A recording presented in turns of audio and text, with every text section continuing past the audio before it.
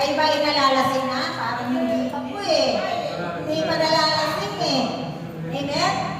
Gusto niyo bang malasing? Amen. That is good. All the time. Praise the Lord. Forever. Maraming palakpak. Kailangan maraming palakpak. Praise the Lord. Hallelujah. Buhay ka Diyos. Ano ko ba siya? Mahal ba natin siya?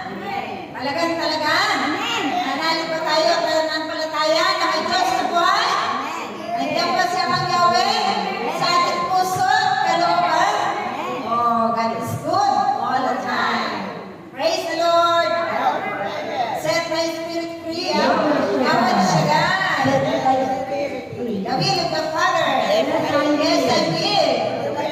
Will the Lord na. Hindi muna tayo magmerienda. Uunahin muna natin makakanin ang ating espiritu na pagsasaluhan natin ang mabuting balita ng ating Panginoon. Amen ba? Gusto niyo ba yun? Gusto niyo ba? Oo, akin ang tatawagin ang paghahayagan ng puso sa pag-aaral ng Diyos.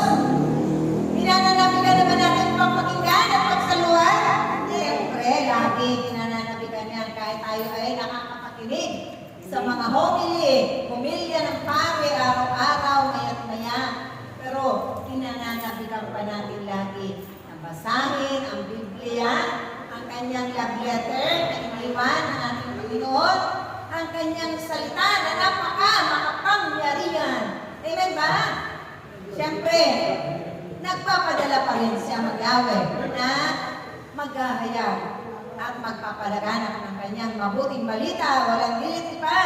Ang maghahayag tungkol sa pag-ahari ng Diyos, ang ating masipag na worker, disipulo na tagapaglingkod sa obasang ito, walang diliti pa. Ang ating minamahal na ina ng bagong Jerusalem, Inang Connie.